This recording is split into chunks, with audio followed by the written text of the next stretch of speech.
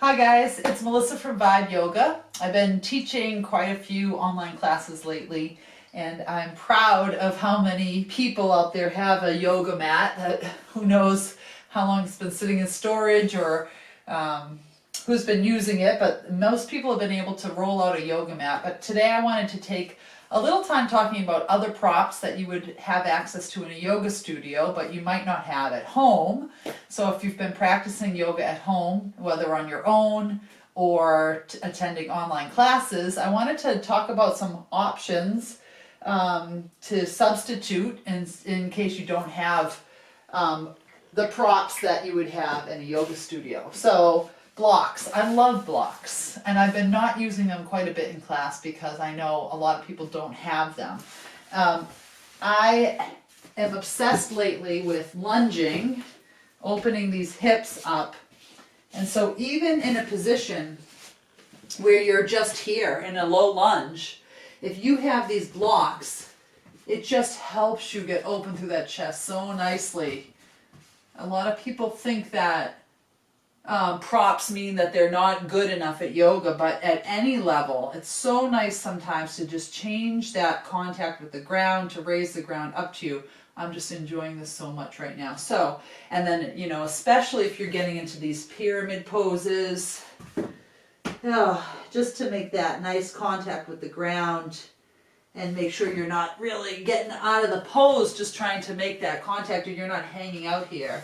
I could probably just do a whole lesson on which poses really use those blocks nicely. Your triangle, if you go into that half moon, definitely using that block. So, if you don't have any blocks at home, I just ran into my kitchen and played a game with myself on, in a minute, what could I find that could substitute as a block?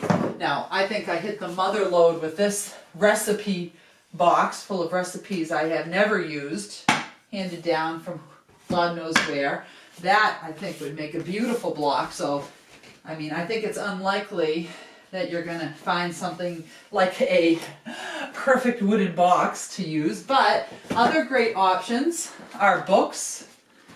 Maybe you don't need to get that high, but even just a little bit of lift off the ground feels nice. So if you have some big books, and with the blocks, you don't need to be moving them too much, so it's reasonable to have these kind of sitting by the yoga mat that you can drag over. I think even if you think about coming into that half moon pose, which I think is sometimes very difficult without something lifting up the floor, it's nice just to have those books nearby.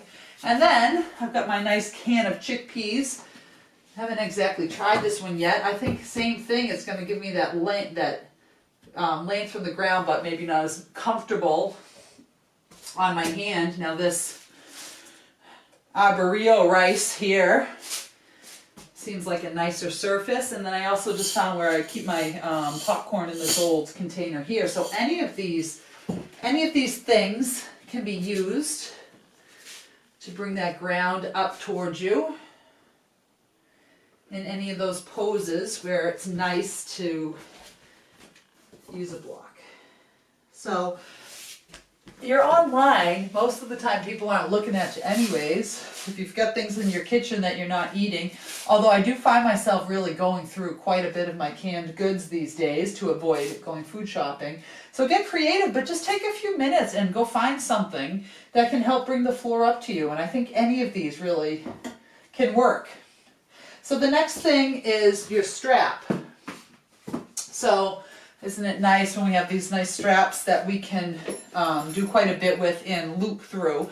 But most of the things you do or you use a strap for, you really don't need this 6-foot strap, and you really don't always need to make that loop. The thing that I've been using quite a bit in my practice, even choosing to use it over the strap, is a bandana.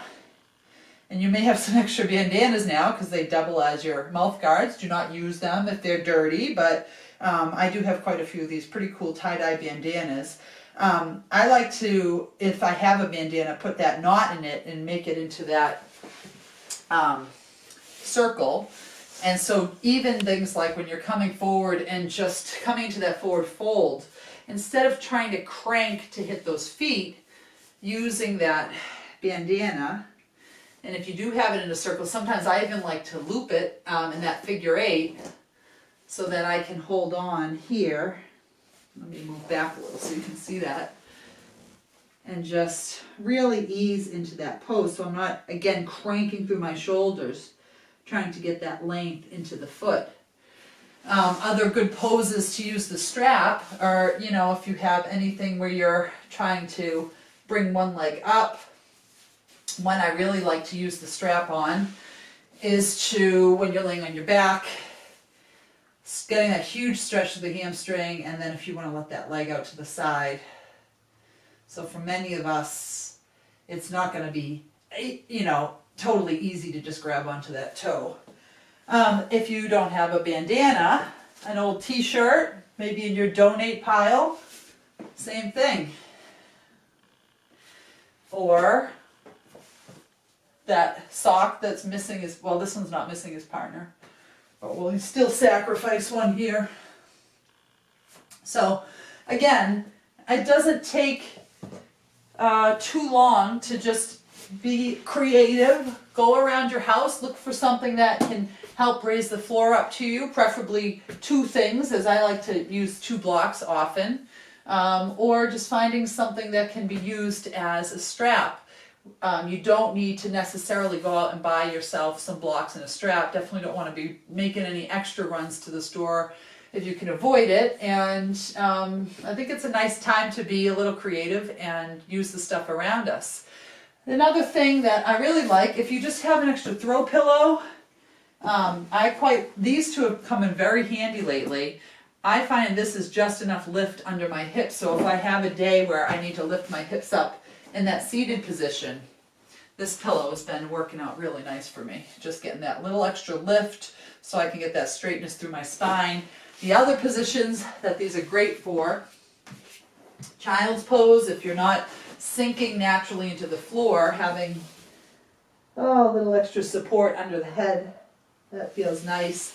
And the next thing is those nice Mexican blankets you see at every yoga studio work great for so many things, but this has been my go-to blanket. My sister made it for me in high school 20 plus years ago. It has a big rip in the back that I get my foot stuck in all the time. You don't have to have official looking yoga gear to get the same effect.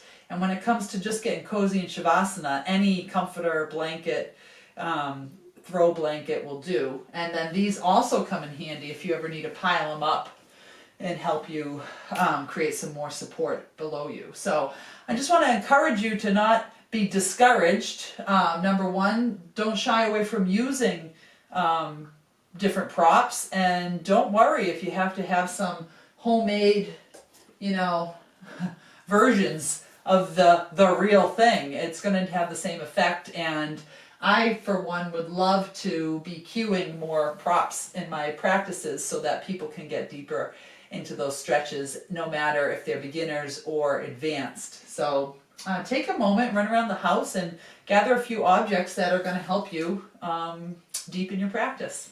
All right, take care, and I'll see you soon.